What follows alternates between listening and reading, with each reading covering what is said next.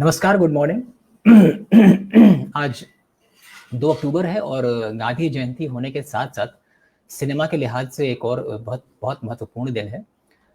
आज बंगाल के महान निर्देशकों में शुमार किए जाने वाले तपन सिन्हा साहब का जन्मदिन होता है। अगर आज वो जिंदा होते, हमारे बीच होते, तो 99 साल के हो रहे होते और इस लिहाज से आज से उनका बर्थ सेंटेनरी ईयर शुरू हो रहा है और यानी कि जन शताब्दी वर्ष। तो इस मौके पर हम तपन सिन्हा की फिल्मों के बारे में, उनके भारतीय सिनेमा को योगदान के बारे में कुछ बातचीत करना चाहते हैं। आपको थोड़ी सी जानकारी दे दें कि तपन सिन्हा बंगाल के सबसे बेहतरीन निर्देशकों में शुमार किए जाते हैं। शुरुआती दौर के बंगाल के सिनेमा के शुरुआती दौर में उन्होंने फिल्म मेकिंग शुरू की थी। 1955 में उनकी पहली फिल्म रिलीज हुई थी और वही वो साल था जब सत्यजीत रे की फिल्म पथेर पांचाली रिलीज हुई थी। और तब से लेकर 20वीं शताब्दी के आखिरी तक, बल्कि सन 2000 के बाद भी उनकी फिल्में बनाने का सिलसिला चलता रहा। उन्होंने कुछ बहुत महत्वपूर्ण फिल्में बनाई और उनकी फिल्मों की कुछ बहुत खास बातें होती थी, जिसमें सोशल रियलिज्म होता था, बहुत ही विविध विषय होते थे, डाइवर्स सब्जेक्ट्स होते थे। उनकी फिल्मों में किरदारों पे बहुत काम किया जाता था, उनकी राइटिंग ऐसी थी। चरित्रों पे बहुत काम किया जाता था, चरित्रों को बड़ा गूढ़ और बहुत ही अलग तरह का उस पर मेहनत की जाती थी। फिल्मों में उनके अपने समय के बेहतरीन कलाकारों ने काम किया, सौमित्र चटर्जी, उत्तम कुमार जैसे कलाकारों ने, और उनके अभिनय को भी नई ऊंचाई मिलती थी इनके निर्देशन में, तपन सिन्हा साहब के निर्देशन में। और हिंदी में जो उन्होंने कुछ फिल्में बनाई, एक डॉक्टर की मौत 1990 में, जिसमें पंकज कपूर का अभिनय आज भी याद किया जाता है। हालांकि कुछ वजहों से उनको उस साल का बेस्ट एक्टर का नेशनल फिल्म अवार्ड नहीं मिल पाया था, लेकिन पंकज कपूर का अभिनय वाकई में उस फिल्म के लिए आज भी यादगार माना जाता है। लेकिन सबसे अलग उनकी जो एक इनोवेटिव स्टोरी टेलिंग है, उन्होंने जितने विविध विषय, जितनी वाइड रेंज सब्जेक्ट्स को लेके अपनी फिल्मों में दिखाई, उतना ही वो इनोवेशन करते थे अपनी स्टोरी टेलिंग के स्टाइल को लेके, और इस वजह से उनका सिनेमा बहुत खास बन जाता है। और आज इसीलिए हम पीछे मुड़ के देखना चाहते हैं कि आखिर तपन सिन्हा के सिनेमा में ऐसा क्या खास था जिसने लोगों को इतना प्रभावित किया। उनके सिनेमा की खास बात ये थी कि वो आर्टिस्ट्री के लेवल में, कलात्मकता के लेवल पे जहाँ पे बहुत उनका एक हाई लेवल था, वहीं मास अपील भी उनकी फिल्मों में बहुत हुआ करती थी। तो वो एक तरह से क्लास विद मास जिसको अगर कहें, तो उस लिहाज से उनकी फिल्में उस कसौटी पे बहुत खरी उतरती थी, क्योंकि वो बॉक्स ऑफिस पर बिजनेस भी करती थी और वो पुरस्कार भी जीतती थी। उनको 14 से अधिक नेशनल फिल्म अवार्ड्स मिले, देश विदेश में, कान, वेनिस, जगह जगह उनको बहुत सारे अवार्ड्स मिले, बहुत सम्मान मिला। लेकिन इनसे अलग उनकी फिल्मों की क्या खास बात रही है, इस पे हम बात करने के लिए आज एक बेहद खास शख्सियत के साथ हैं। अमिताभ नाग साहब हमारे साथ आज यहाँ मौजूद हैं। Good morning Amitabh, welcome. Good morning. Amitabh Nag के बारे में बता दें कि वो एक इंडिपेंडेंट फिल्म क्रिटिक हैं और वो बहुत ही प्रतिष्ठित सिल्वेट फिल्म मैगजीन के फाउंडर एडिटर हैं। सिनेमा पे उन्होंने कई बहुत ही महत्वपूर्ण किताबें लिखी हैं, जिसमें उनकी लेटेस्ट किताब जो भी हाल ही में आई है, वो 75 ईयर्स 75 फिल्म्स करके किताब है, जो कि प्रकाशन विभाग पब्लिकेशन डिवीजन ने प्रकाशित की है और बहुत सराही गई है, बहुत सराही जा रही है। अभी भी लगातार उसके रिव्यूज़ आ रहे हैं, बहुत अच्छे उसके फीडबैक आ रहा है। इसके अलावा भी उन्होंने बहुत सारी किताबें लिखी हैं, जिसमें सत्यजीत रे के ऊपर, उनके प्रिय अभिनेता सौमित्र चटर्जी के ऊपर, और 2021 में, अब से 2 साल पहले, उनकी किताब आई थी तपन सिन्हा पे, द सिनेमा ऑफ तपन सिन्हा, जो कि एक बहुत बेहतरीन और बहुत महत्वपूर्ण पुस्तक मानी गई। तो उस पुस्तक के बहाने, उस पुस्तक के जरिए हम तपन सिन्हा के बारे में कुछ बातें करेंगे और तपन सिन्हा के सिनेमा के बारे में अमिताभ नाग से कुछ और जानेंगे कि हमें क्यों तपन सिन्हा के सिनेमा के बारे में और उनके बारे में जानना चाहिए। Welcome to this session Amitabh. हम ये बता दें, अमिताभ बहुत अच्छे से हिंदी नहीं बोल पाएंगे, तो वो हिंदी अंग्रेजी मिक्स या फिर अंग्रेजी में ज़्यादा बोलेंगे, लेकिन मुझे लगता है, आई एम वेरी श्योर कि इससे कोई फ़र्क नहीं पड़ेगा, क्योंकि जो बातें वो बताने जा रहे हैं वो हर भाषी लोगों के लिए ईजिली कॉम्प्रिहेंसिबल होंगे। अमिताभ, जो कि सबसे पहली बात मैं आपसे जानना चाहूँगा कि आखिर tell us something more about your background and also what inspired you to write a book on Tapan Sinha and his cinema? About my background, I have been writing on cinema for close to quarter of a century now. and I do edit along with my friends. I do edit a film magazine called Silhouette. It started in 2001, and uh, the book on Tapan Sinha is interesting in the sense that he is one of the directors of Indian cinema who, at least in Bengali cinema, who is most underrated. So I have always tried and wanted to make or write books on uh, actors or directors of Bengali cinema who are uh, known from a distance. Like when I wrote the book on Soumitra Chatterjee, people knew about Soumitra Chatterjee in the greater context of Indian cinema, but they were not very sure like which all films to look for apart from the films of Satyajit Ray. Similarly for Tapan Sinha as well, because he also made a few Hindi films, and probably the greater Indian audience knows him for Ek Doctor Ki Maut and Aadmi Aur Aurat, two Hindi films which he made much later in his career. But apart from that, I think he made a host of Bengali films as well, which are worth appreciating, and some of them are still available in YouTube and the OTT channels, so with subtitles, so people can look them up and find out like where he is or he was very unique.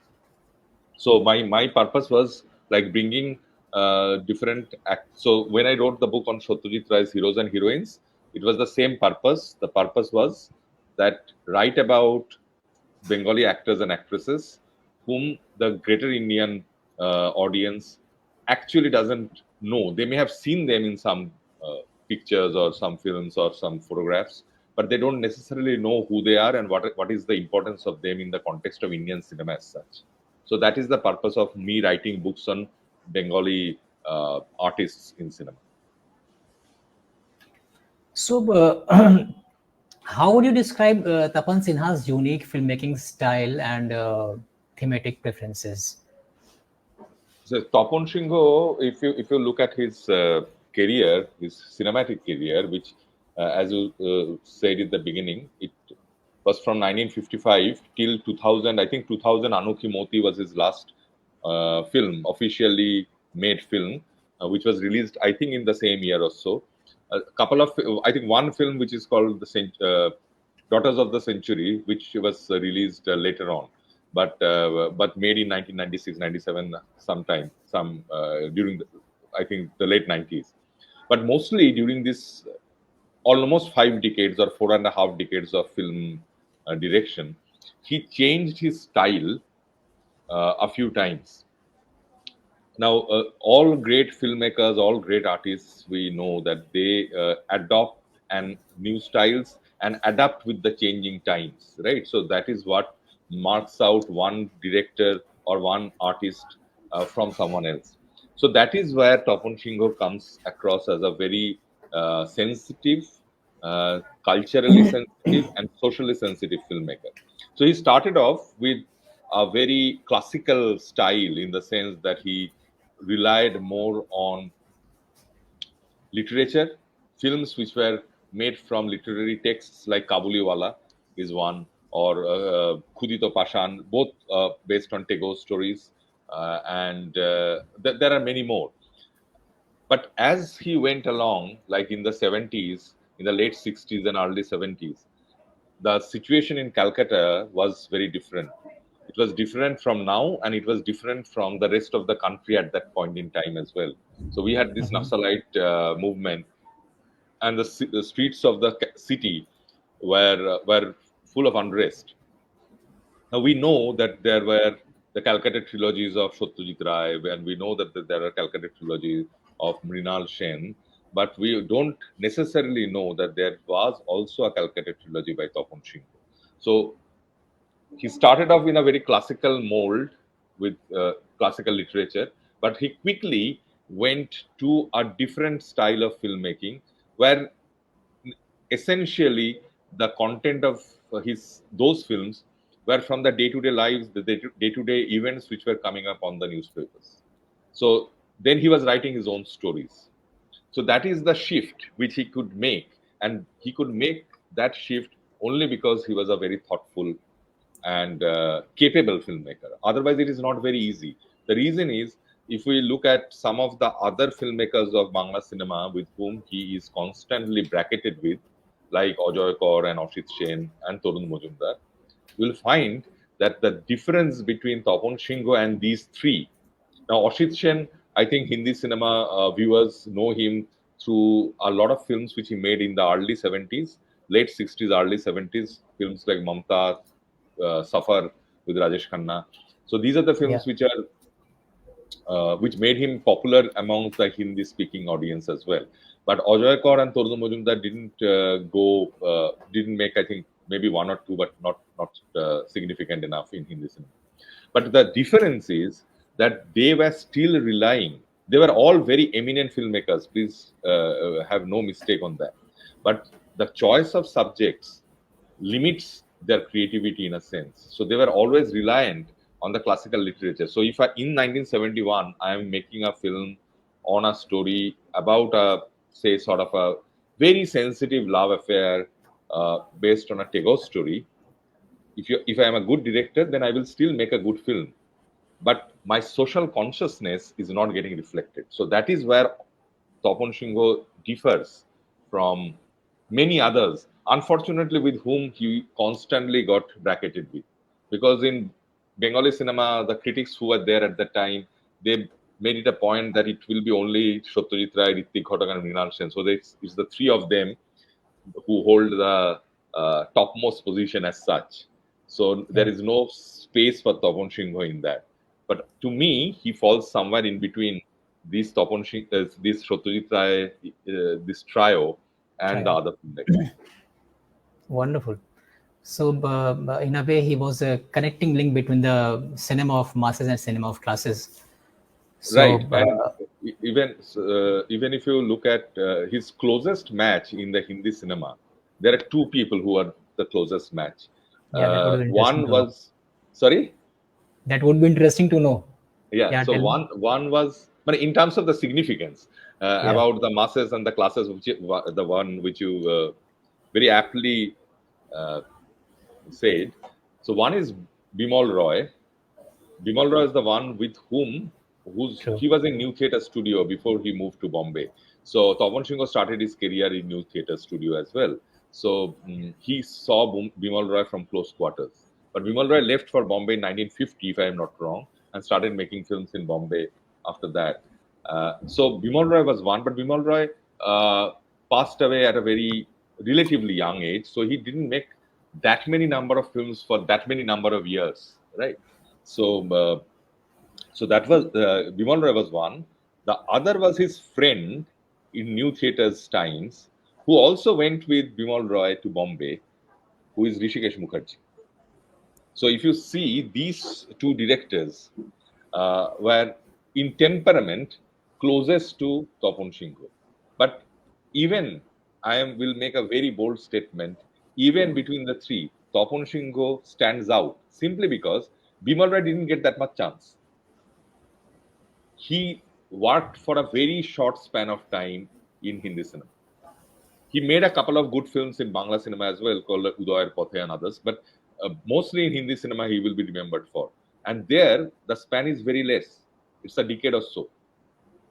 He didn't live to survive. Didn't survive to see the 1970s. The change in the Bimal Roy. Bimal Roy. I'm talking about Bimal Roy. So he didn't go and see the change even in the greater Indian politics, from the romantic style to the angry young man. So They couldn't witness we the don't changing know, era of society right? and cinema. So that changing era, that the 2 decades after independence, the lack of trust in the governance The of era of India as such, disillusionment. the disillusionment. So his cinema didn't have those components. So he cannot be compared as such. You cannot compare 15 years with someone who has made films for 45. And in terms of Rishikesh Mukherjee, who is somewhat middle of the road in that sense, but I think if we watch both their films, and there are few films, I think Bawarchi is one, which is a film which was based on a Tapan Sinha film, made in 1966 called Golpo Holeo Shotti, and even others as well. You will find that aesthetically, Sinha's films are better. So I think these two gentlemen were closest to him in terms of the temperament and in significance. But I think Tapan Sinha scores above both. If we look at very unbiasedly and very pragmatically. Very interesting things you just told. मैं हिंदी में भी बताना चाहूँगा कि अमिताभ कह रहे हैं कि हिंदी सिनेमा में अगर जिन दो फिल्म निर्देशकों के साथ उनका कंपैरिजन टेम्परामेंट को लेके और सिग्निफिकेंस को लेके सिनेमा के नाम लिया जा सकता है, वो एक बिमल रॉय हैं और दूसरे हैं ऋषिकेश मुखर्जी. बिमल रॉय ने भी अपनी फिल्म मेकिंग की शुरुआत कोलकाता से की थी, न्यू थिएटर्स से, और तपन सिन्हा ने भी वहाँ से की थी शुरुआत, और कमोबेश कुछ साल का फर्क था, एक ही दौर था. लेकिन बिमल रॉय को चूंकि बहुत लंबी पारी सिनेमा में बहुत लंबी पारी खेलने का मौका नहीं मिल पाया, और वो 60 के दशक के बाद और खास तौर पे 70 का दशक जो कि बहुत ही हैपनिंग टाइम था और एक तरह से सत्ता से लोगों के मोहभंग का समय था, और उस समय समाज के साथ साथ सिनेमा में भी बहुत हलचल देखी गई थी और खासतौर पे बंगाली सिनेमा में काफी हलचल देखी गई थी. तो वो सब दौर बिमल रॉय देखने से वंचित रह गए, इसलिए उनको उस तरह से नहीं कहा जा सकता. हाँ, ऋषिकेश मुखर्जी जो है, उनकी स्टाइल ऑफ फिल्म मेकिंग जो थी, जो उनका उसका सिग्निफिकेंस था, उस लिहाज से उनका नाम लिया जा सकता है, जो कि तपन सिन्हा के समानार्थी एक तरह से हैं. और ये संयोग ही है कि ऋषिकेश मुखर्जी का भी 2 दिन पहले 30 सितंबर को उनका जन्मदिन होता है, और मेरे ख्याल से 1922 की शायद पैदाइश थी, और 102वां 102nd birthday was on 30th September. So while talking about cinema of Tapan Sinha, we will talk some more cinema of Tapan Sinha. कौन सी ऐसी फिल्में हैं जो which are quite significant for people to know about apart from Bengali audience, कि जिनके बारे में लोगों को ज़्यादा जानना चाहिए, or which are important and socially very relevant? Yes, so I think the film which comes to my mind at first is definitely Kabuliwala, because of the story and the acting of Chobi Biswas. And interestingly, Kabuliwala was remade by Bimal Roy Productions in 1961, I think, because it was on the occasion of the centenary of Rabindranath Tagore. So it was in 1961. It was made by by Bimal Roy Productions, and it was the main character, the character of the Afghan sailor, was played by none other than our Balraj Sahni. Now, Right. I am a big fan of Balraj Sahni. I think he is probably the finest cinema actor, one of the finest cinema actors, without any doubt, that India has ever produced. But you will find out if we watch the Bangla version of Kabuliwala that where Chobi Biswas scores over Sahani, and it is in the script. It is in the way you actually carry the story forward.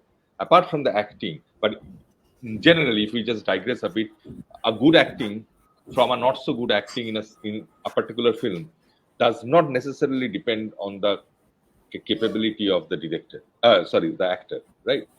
Because the same actor acts superlatively in one film, and the same actor may do somewhat very average in some other film, and maybe performs quite bad in some other films. And it happens with almost every Indian actor. For foreign actors, it happens less because they act in less number of films. For Indian actors, you name any great actor of Indian cinema, be it Soumitra Chattopadhyay or Nasiruddin Shah or Om Puri, it happens with everyone. Now, that is where the director's role comes into play. That how good the director knows the character, how good the director weaves the character into the context of the story.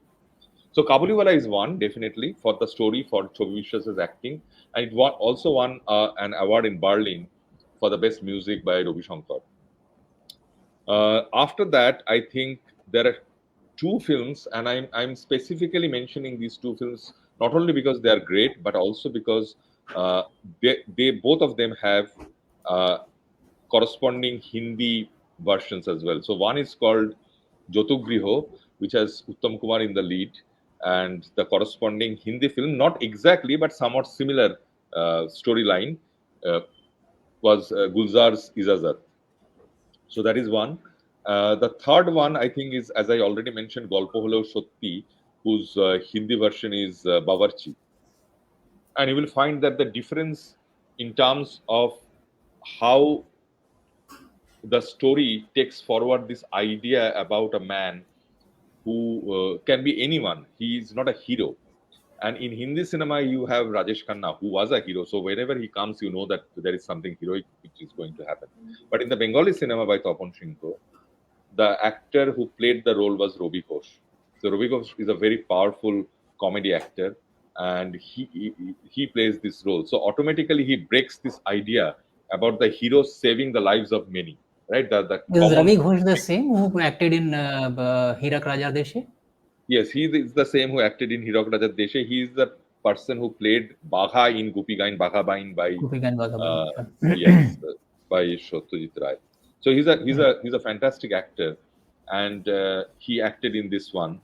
And incidentally, that is one of the earliest important films of Robi, important main characters of Robi Ghosh, because Gupi Gain Bagha Bain happened in 1969. So after Golpolo Show, that someone who is 5 foot 2 or 3, who doesn't have the typical heroic features, can still carry a film from start to the end just by the process of his acting skills and also the storyline and how it is. So that is one great example. So Golpo Holo Shotti people can watch because they can then compare it with Bawarchi, and they will find that the main concept of this individual who can be a mystic character, he comes from through a mist and he goes away at the end of the film in the mist. So you don't know where he comes from and where he can go, but he changes the lives of the people in a household. That applies to our society even now, because we are always searching for a magic to happen. But instead of looking at magic from external entities, we can always seek the magic from within us. So that is one. Ijazat is the other, as I said. Definitely a Doctor Ki Maut, which is already in Hindi, so there is no problem in understanding as such. So a Doctor Ki Maut is about it's a real life event. It's a real incident about a scientist called Dr. Subhash Mukhopadhyay, who actually found out the method of IVF, the in vitro fertilization. But unfortunately, because of a lot of the bureaucratic things, his invention or his discovery was not promoted at the same time as it should have been. At that probably there was a difference of a month or so. Someone from UK had actually found out, and that person got a Nobel Prize later on. Dr. Subhash Mukhopadhyay, who was rejected by the same people of his own state, ultimately committed suicide in, I think, late 1980s. So this film is about that scientist's fight for justice, that scientists, how the Indian scientific organizations try to smother everyone who has a different voice, who is not singing to the tune. And again, that is also very relevant in today's India. That if you have an opinion which doesn't gel with the governance, which doesn't gel with the institutions, then you find it very difficult. In the real life, the scientist committed suicide. In the film, he doesn't, but he gets a grant in the US and he goes away to the US. And Sina was also trying to address the problem of brain drain, that because we are limiting the opportunities in India, the good brains, the great brains, are They're all slowly migrating. moving to foreign shows. So I think these four films at least are very important. There are many others also which are very different. The one which you are showing up on screen, Bancharamer Bagan, is also an excellent film. It Yeah. is again about one individual. So if you look at Tapan Sinha's philosophy through his films, he, unlike Mrinal Sen, or unlike, to an extent, may not be through his films, but through his political ideology, Ritwik Ghatak, he is not, he did not believe in mass struggle, he didn't believe in uh, change through socialist communist reforms. What he believed in is that the strength of the individual is immense, and that is why in film after film you will find, in Wheelchair, the one which is coming on up on screen, you'll find that Yeah. it is about a person who is so-called quote unquote disabled, but he can still generate a lot of potential for the people for whom he is working. So his disability is not limiting him. So that is the philosophy of Tapan Sinha, that the individual at times can be more than the mass. So that is why you will find in a Doctor Ki Maut, in Bancharamer Bagan, in Wheelchair, it is the individual who stands against the society and fights.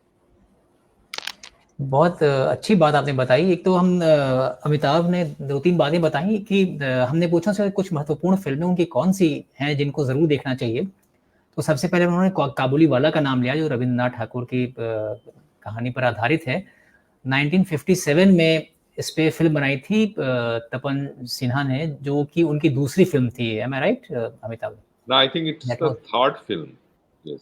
Third film, okay. Yes. तो दूसरी-तीसरी film थी उनकी ये, और उसी के बाद it is the fourth film. Sorry, it's the fourth film, okay.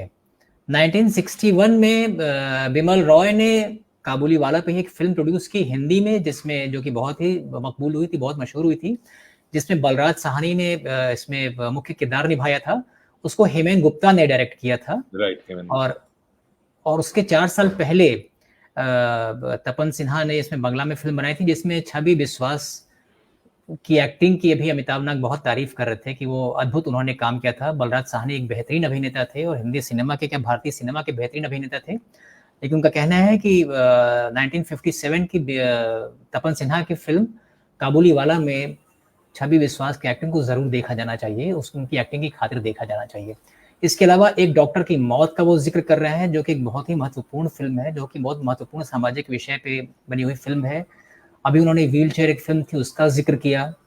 गल्पा holiest सौथी का ज़िक्र उन्होंने किया, जिसपे हिंदी में ऋषिकेश मुखर्जी ने बावर्ची के नाम से फ़िल्म बनाई थी। उस फ़िल्म हिंदी फ़िल्म की का भी स्क्रीन प्ले तपन सिन्हा ने ही लिखा था। तो ये कुछ महत्वपूर्ण फ़िल्में हैं, लेकिन इन सारी फ़िल्मों के बारे में बात करते हुए अमिताभ ये भी कहते हैं कि उनकी फ़िल्मों की एक ख़ास बात थी कि वो कैरेक्टर पे, किरदार पे बहुत फ़ोकस करते थे, और एक इंडिविजुअल की लाइफ़, उसका स्ट्रगल और उसका डिस्कोर्स क्या है लाइफ़ को लेके और सोसाइटी को लेके, इस पे उनका बहुत ही ख़ास एम्फेसिस रहता था, अलग अटेंशन रहता था, जो कि बहुत महत्वपूर्ण है उनके सिनेमा में। तो are there any more lesser known gems from Tapan Sinha? Would you like Yeah, to so mention? in the late 60s and early 70s, as I said, that he also had his own Calcutta trilogy Yeah, with the we films wanted to called know about more about his Kolkata trilogy. Yeah. Yeah, so there was one film called Akhoni, which means now. Then there was a film called Raja. Raja, as in Raja, means the king. So it's the name of a character.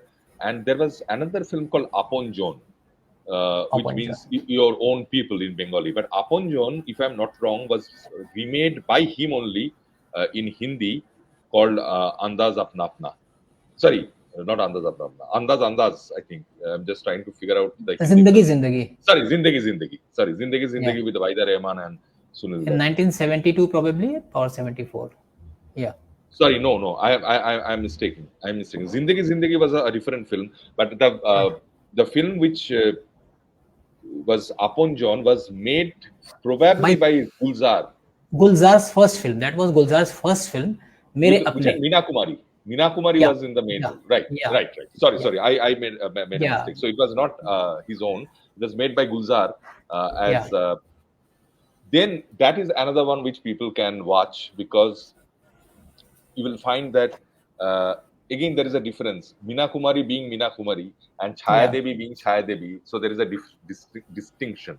So unlike again the other directors with whom he gets bracketed with, Tapan Sinha was a very good actor's director, and he could cast people appropriate to the roles. So he was not casting someone like, if you look back and think now, Meena Kumari playing that role did not do justice to the role. It did not do justice to the film.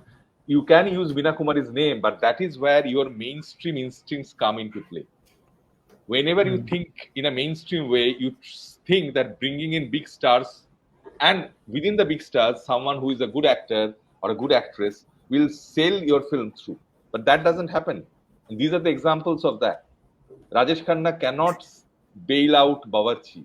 Meena Kumari cannot bail out that film. So that is where a good director always casts the appropriate actors and actresses, even if they are not that well known. But as I was saying, so these are the Calcutta trilogy films in the late 1960s and the early 70s. And in the 80s, he made 3 films, which I have given a name called the Conscience Trilogy. So there are 3 films called Adalat O Ekti Mein, which means the courtroom and a girl, if we just translate it literally. And then there was another film called Atonko, which means terror. And then there is a third film called Antardhan, which means disappearance. So these 3 films are also based on his own story and very much influenced by the things which were happening at that time. So Adalato Ekti Mein is, I think, made in 1982 or 83, something like that. Let me just, yes, it was made in 1982. And the story is about a school teacher, a female school teacher who went to Digha, which is a basically seaside place near Kolkata within West Bengal, and she was raped by a group of young men. And then the story is about how she finds it very difficult to come back to the mainstream, and she eventually loses her job in the school. Now, you think of it, made in 1982. Yeah. Yes, this is the film which had Tonuja in the main role. And then in Atonko, which was, I think, made in 1986, it is about an old school teacher who happened to watch a political murder and how he was constantly threatened. So he had a son and a daughter. He was constantly threatened that if he goes to the police, then something will happen to his. Yeah, this is the Atonko thing. It's Soumitra Chatterjee playing the main role. So he eventually goes to the police only after his daughter was thrown acid on her face. And the third one is, I think it was in 1992, Antardhan, which also had Soumitra Chatterjee as the main role, when his daughter goes missing. And so there is a trafficking chain which lures these young girls and just sells them. So what is important is in 1982 and 86, he's talking about certain problems which the left front in Bengal government, the CPIM Bengal government, were not ready to accept. So in a sense, he was ahead of his times. He was showing the problems, and those were not something which he thought of himself. Those were coming up in the newspaper, but probably now a case of rape or a case of abduction or a case of acid throw, the space it takes in the newspapers, it used to take much less space. It never came up as the front page news as such, unless it is someone who is very big. So he was trying to say that things are not right, and he was heckled for showing this sort of a reality, which the people in the government used to say, these are not real, these are all made up. But if you now see that these cases are becoming so real, so true. In 2022, 2020, 2021, these cases are so true, and he made these films in 1982 and 1986. So I think that relevance, and there is a lot of anger. So that is very interesting to me, that when he started off as a filmmaker, he made films on classical literature. So the mood was very mellow. So it was more romantic mood. And when he grew older, he became more angry as a filmmaker. Normally, it doesn't happen, right? So people are very angry when they're young. So as they grow old, they become more mellowed down. For him, at least his cinematic vision became more angry. Started off with the Calcutta trilogy, but it became more angry, more focused in his Conscience trilogy of the 1980s. So fire became more intense year by year within Yes, him. I think that And is how, because he was probably then trying to uh, understand or focus or pinpoint the problems according to him. You may disagree with his vision. You may disagree with his thoughts or his ideologies, but he was very focused in that. तो हम ये कह सकते हैं कि he was very socially very responsible, very committed filmmaker, and he was bold enough to raise वो किसी भी विषय को, ज़रूरी मुद्दों को उठाने में वो काफ़ी हिम्मत दिखाते थे और हिम्मत उन्होंने दिखाई सिनेमा में. Would that be right to comment like that? Yes, I think so, because see, it was not easy to go against the government as such. You know how governments work. Every government, Yeah, through the ages, through the geographies, work the same way.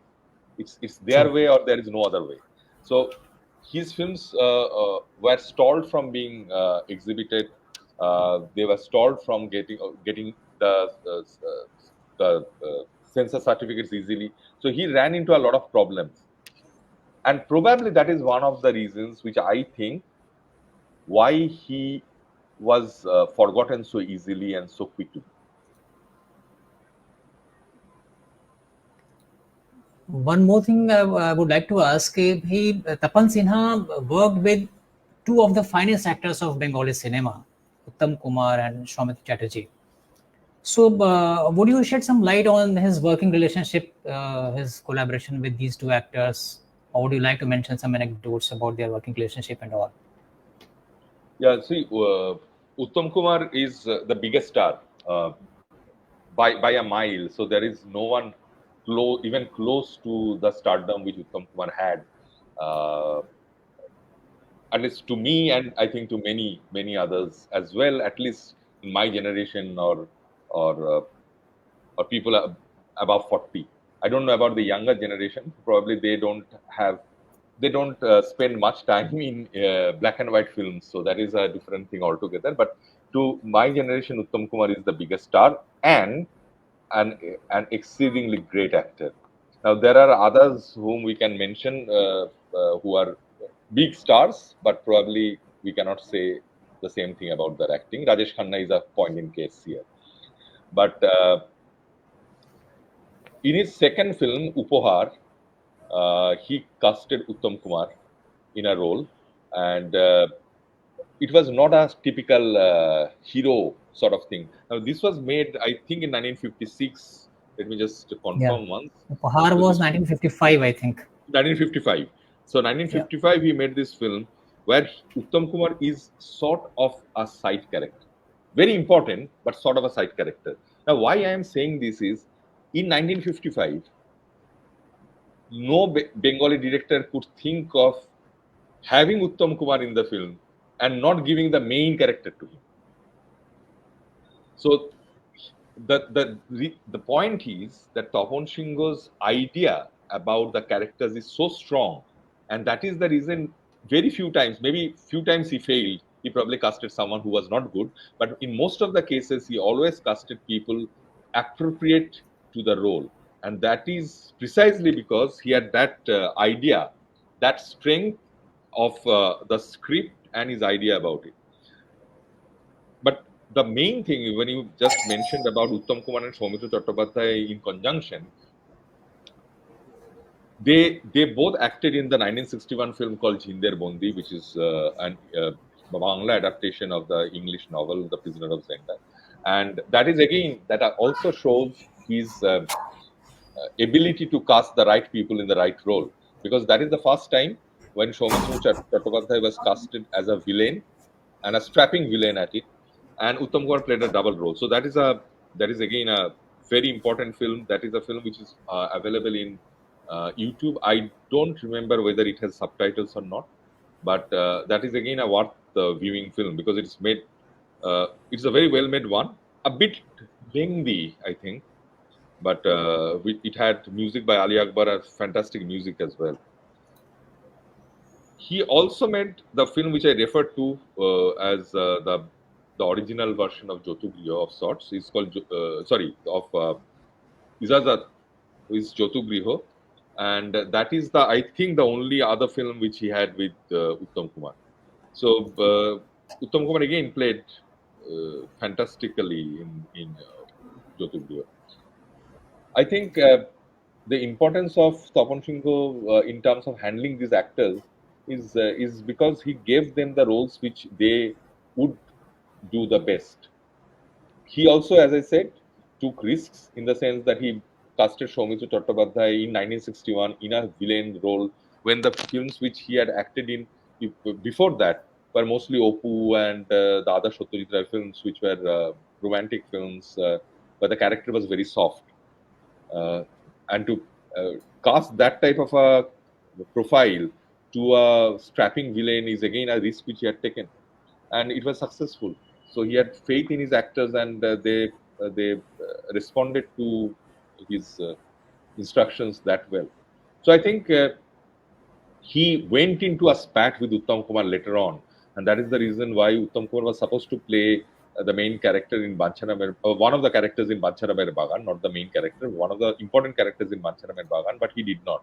And they went into legal cases and all those stuff. But apart from that, I think both of them were always very respectful of each other, both Uttam Kumar and Tapan Sinha. And he did not cast Soumitra Chattopadhyay for a long time. So he last casted him in 1961 in Jinder Bondi, 1960 Khudito Pashan, and then in Jinder Bondi. And then he wanted to take him much later, I think in the late 1980s, in Obhimanyu, which was not made. And that is the Bengali version of Doctor Ki Maut. So he was supposed to What was the play name the of role that of film? Abhimanyu. Abhimanyu. Abhimanyu, the Mahabharata character. So he was that was the name of the film, and he was supposed to play the role of the scientist, which was later played by Pankaj Kapoor in the Hindi film. And then he again casted him later in 1986 with Atonko, and then mostly in all the films which he made after that, the Bengali films, he had Soumitra in the main character. And he said that I don't know why I waited to take Soumitra for a long time. I should have taken him earlier. So that is on record. I would like to interrupt and mention that Amitabh नाग साहब ने सौमित्र चटर्जी पर भी एक बेहतरीन किताब लिखी है, और इसीलिए मैं उत्तम कुमार और सौमित्र चटर्जी, जो बांग्ला सिनेमा के सबसे दो बड़े अभिनेता माने जाते हैं, वो कई फिल्मों में, तपन सिन्हा की कई फिल्मों में वो दिखे थे, उन्होंने एक्टिंग की थी, बहुत बेहतरीन किरदार किए थे। उन दोनों के बारे में हमें बता रहे थे, और सौमित्र चटर्जी के बारे में इसलिए उनसे जानना बहुत दिलचस्प है। I think in Kshudita Pashan also it was Soumitra Chatterjee in main lead. Yes, Kshudita Pashan, it was his second film. I think he started acting in second film, but the released second film was Devi by Satyajit Ray. But yes, it was his first 2-3 films, one of the first 2-3 films. Kshudita Pashan वो film है जिसको हिंदी में adapt किया था, remake किया था गुलजार साहब ने, और लेकिन फिल्म बनाई थी, और जिसमें सौमित्र चटर्जी वाला किरदार विनोद खन्ना ने निभाया था। बहुत चर्चित फिल्म थी, अपने गानों के लिए अपने पूरी फिल्म बहुत सराही गई थी, बहुत तारीफ की गई थी। While talking about his actors and his characters, आपसे हम जानना चाहेंगे कि what was Tapan Sinha's contribution to Indian cinema and filmmakers? Do you see? Filmmakers, it is very difficult to say, because at least even in Bangla cinema, if I look back now, I find that there are no inheritors of his trade, because somehow things got messed up in here. People have tried to follow some other directors, but not Tapan Sinha. But the significance of Tapan Sinha's cinema, I think, lies in the fact that he was one thing which I should mention, that is corroborated by a lot of people who are from the industry, that he was absolutely precise in terms of his budget. Now, in today's world with the digital filmmaking, things have changed a bit because you can take n number of shots and then choose, because the expense doesn't uh, is not proportional to the number of shots which you take, which used to be before because of the raw stock which people had to buy. So he was very precise with his budget, and that is because he had a very defined and concise idea about what he wants to do on screen. So in this regard also, he was very close to the working, uh, what should I say, the mastery of the craft that Satyajit Ray had. His vision was very clear. Very clear what I want from this scene or this shot, and how much I will keep. And most of the time, he would stick to that. But I got this firsthand from people like Amal Palekar, from Shabana Azmi. Shabana Azmi played the role of the wife in Doctor Ki Maut, and she also played one character in the Daughters of the Century. So I interviewed her. She told me this. I interviewed Amal Palekar, who played the man in Admi Aur Aurat, which was a television film. So he told me this, and obviously Soumitra Chattopadhyay, because I had a good relationship with him. So he was very precise in that sense. The other great thing about him, which we tend to forget, because we always think that whenever there is an artistic endeavor, it is okay to be mad. It is okay if you don't follow the rules. But it is not okay to follow the rules when you are dealing with others' money. Tapan Sinha and Satyajit Ray, these two people in the Bengali film industry, these two people's units, people used to get the salary on the first day. The technicians, the crews, whom you cannot see on screen. You only cannot rely on the Uttam Kumars and the Soumitra Chattopadhyays on screen. They are there, they're important for the film. But there are a lot of other people who work constantly and continuously without fail at the background.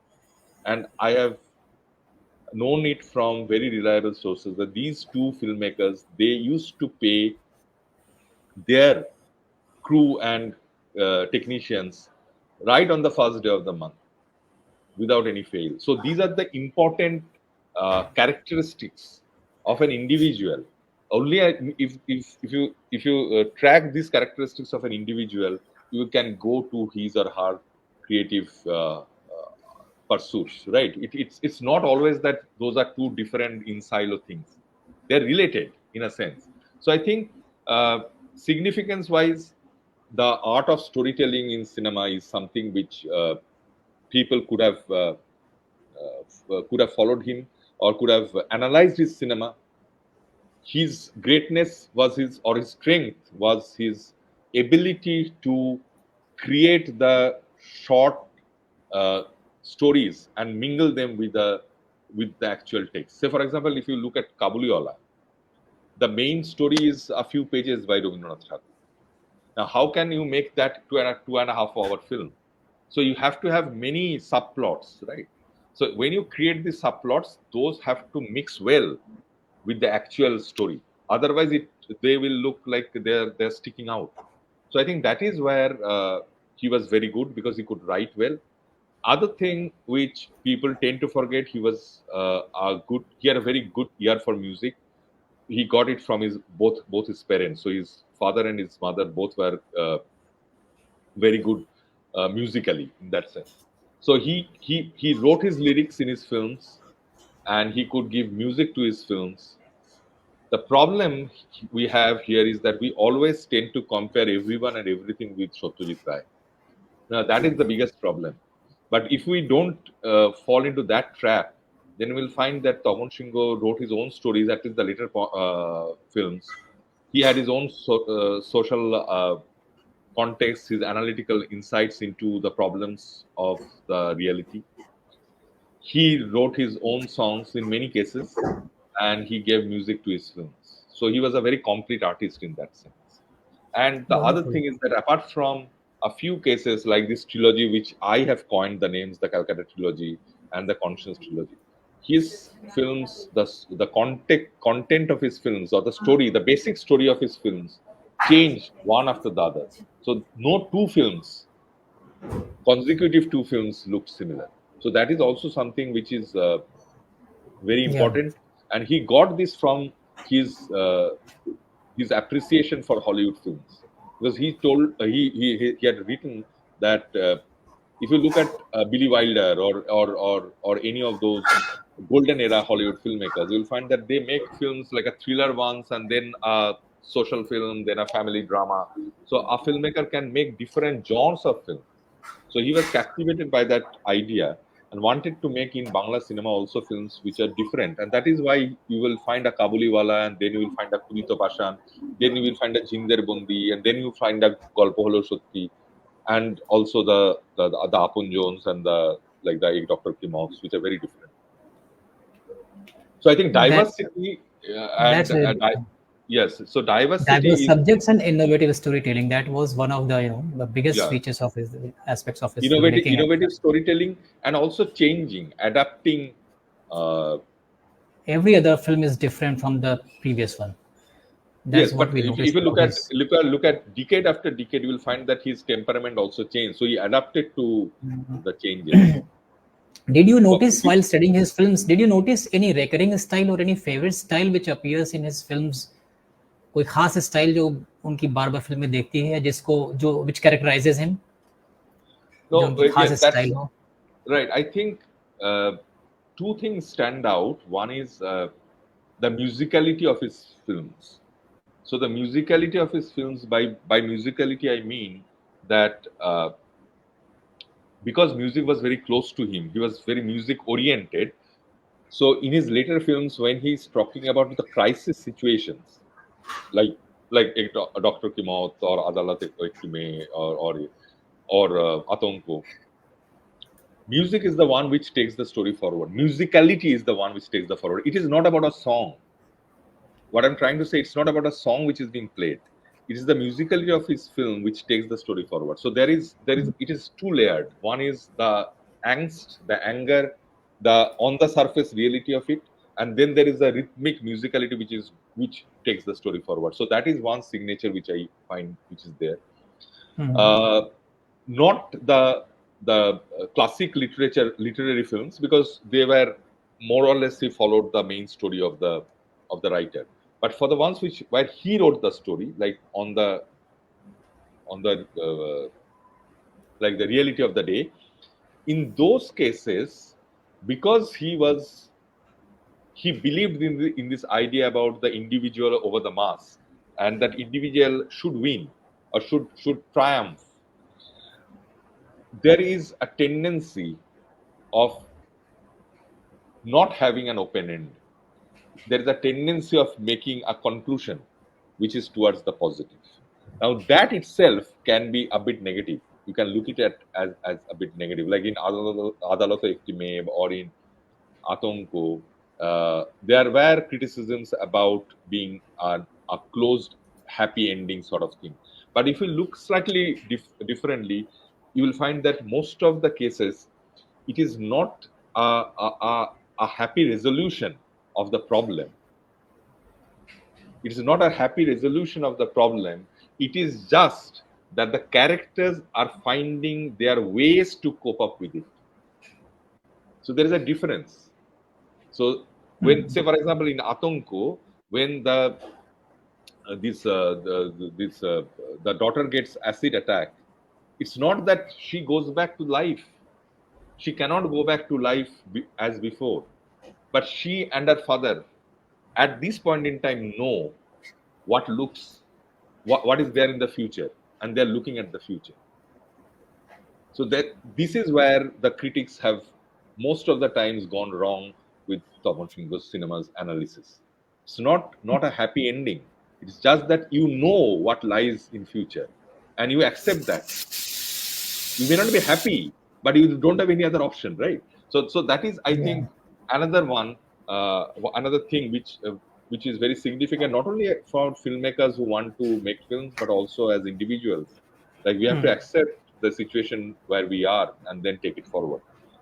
I think, though maybe a bit superfluous in terms of the digital filmmaking, the parameters which govern the digital filmmaking, but I think having a very tight script and following the timeline as appropriate are certain qualities which help you as an individual in the longer run. Because then you are focused, then you know what you want.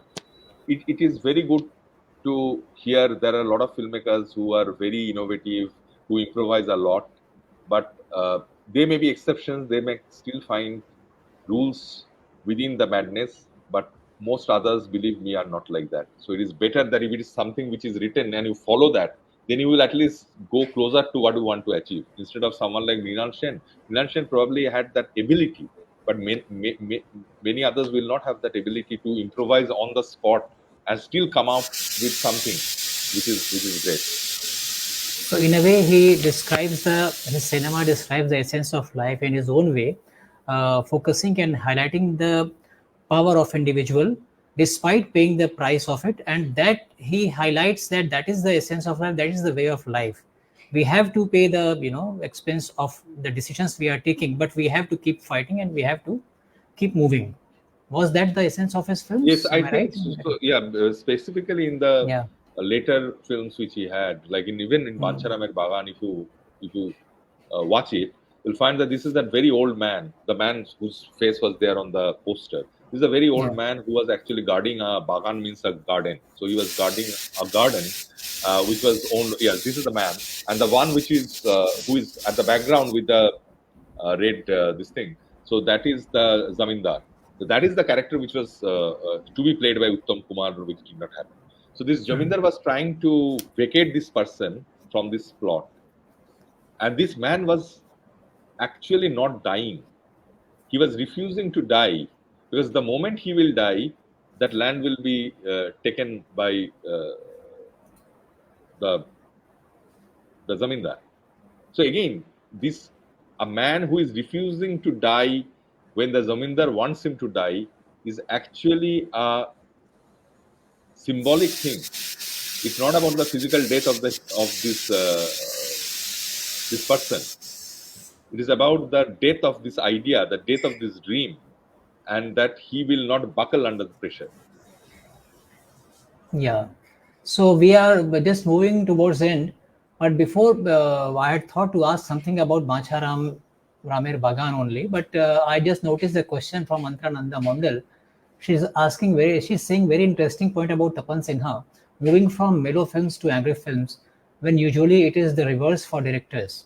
Why do you think that happened? That is very difficult to say, but I think he may have see when someone starts new, then they may try to be a bit cautious and try to follow things which they know the best. So that is how probably, I don't know, probably he started off with literary texts. So the point is that let me try out the literary text so that at least the storyline is guarded.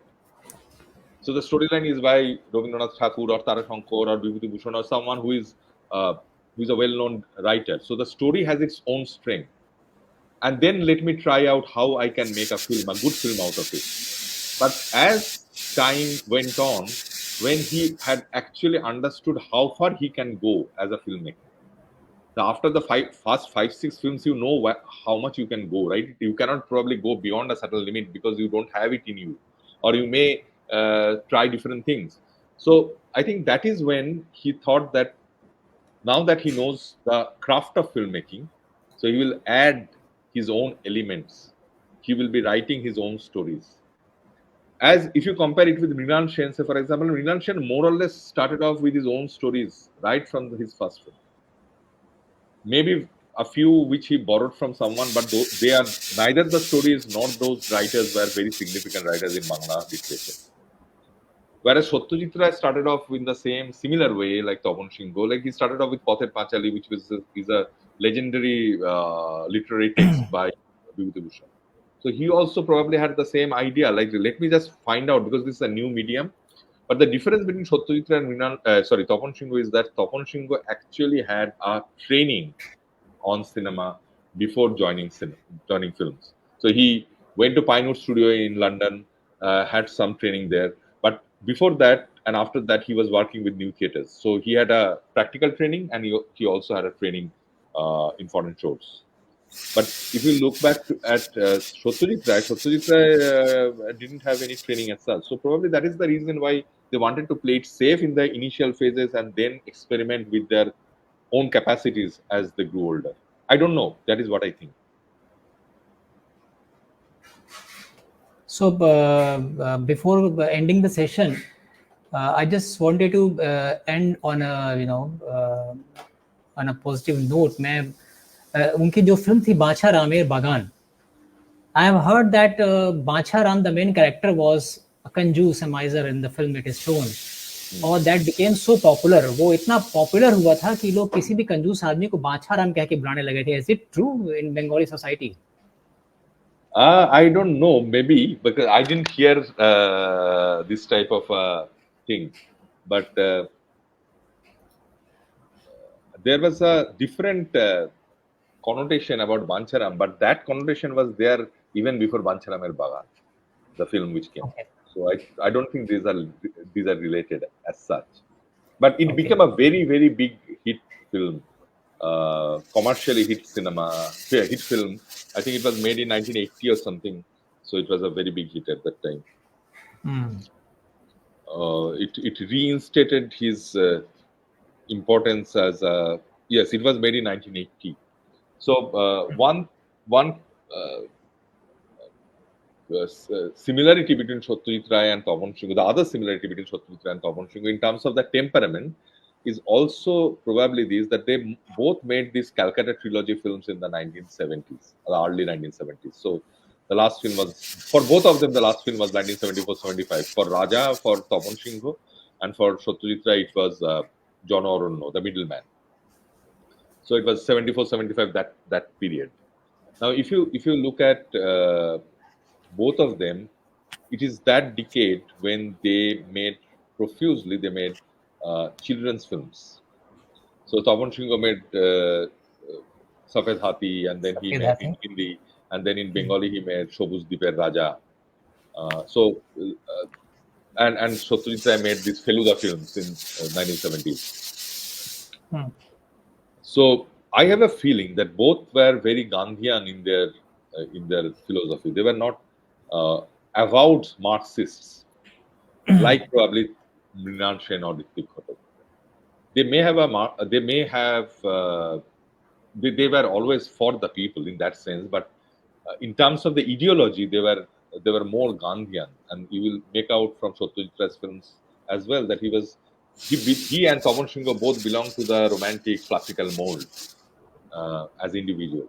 So I have a feeling that for both of them, the changing times, the loss of innocence, and the disillusionment of the mass for the governance, for the institution, these pained them. Not that they were supporting the institution, not that they are supporting the government, but probably this breaking down of the institute, the trust for the institution, the trust for the governance is something which they did not like. So both Tapan Sinha and Satyajit Ray and Ritwik Ghatak and Mrinal Sen, both these sets were disillusioned with the way things were happening, but their approach or their response was different. Now both Tapan Sinha and Satyajit Ray probably were so pained that they felt that this is what I think, that they felt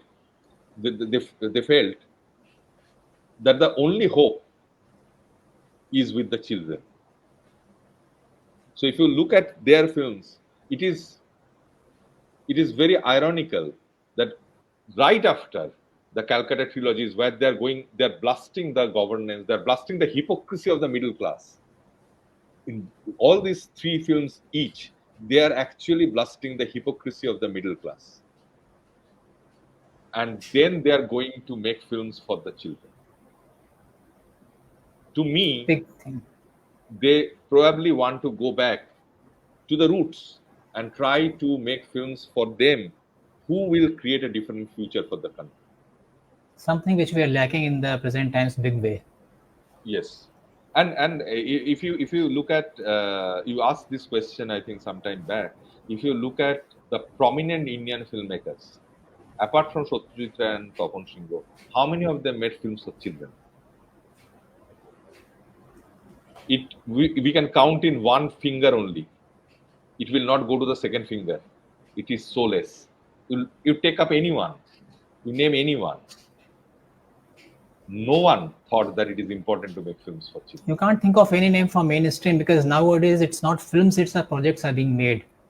Right. Let me tell you very frankly. And you took the name of Safed Haathi. मैं यहाँ याद दिला दूँ, सफ़ेद हाथी 1977 में 1977 में तपन सिंह ने बनाई थी, हिंदी में बनाई थी, फिल्म थी, बच्चों की फिल्म थी, बहुत ही मशहूर हुई थी. आई वॉज अ किड, मैं उसमें बच्चा था. It was tax free and it ran house full for weeks. बड़ी मुश्किल से हमें टिकट मिला था and we got a seat which was close to screen, बिल्कुल सामने वाली सीट पे, और हमने एक तरह से खड़े होकर फिल्म देखी थी. और ये फिल्म बहुत हिट हुई थी, बहुत चली थी, बहुत तारीफ हुई थी इसकी, और ये लेजेंडरी फिल्म है मेरे ख्याल से उस जनरेशन के लिए, उसकी मेमोरीज में. सफेद हाथी पे before wrapping up we are just saying goodbye, but just few comments on Safed Haathi and its content from you. I think it's as I said, like he was making this, he was trying to make these films for children. Now there are a lot of things which happened at the same time. Like I think the Children's Film Society, he got funds from there, or I may be mistaken, but it's like that. But what is very important is that you have to tap the young minds. You have to give them good content.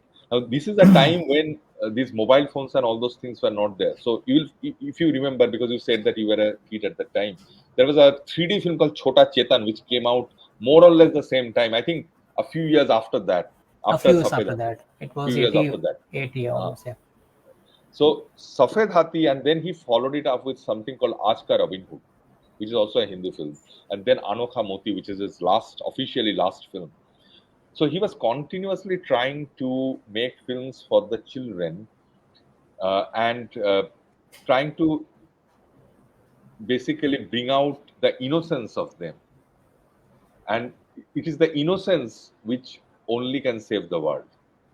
It is that innocence which will make a person grow up as Mancharam. Because he is not daunted. A child, most of the times, is not afraid of saying something or doing something. It is us who take we take two steps back and think that if I do something, if I tell something, someone will become angry, someone will say something to me and or think something about me. It's that innocence which is transferred into his main characters. So I think he wanted to make films for the children. He made Safed Haathi, which is probably his best children's film, apart from Anokha Moti or Aaj Ka Robin Hood or even Shobuz Dibir Raja. It talks about, as those who have already watched it, I think it may be on YouTube, I don't remember. But if it is on YouTube, you can watch it. It is a film in Hindi about a white elephant.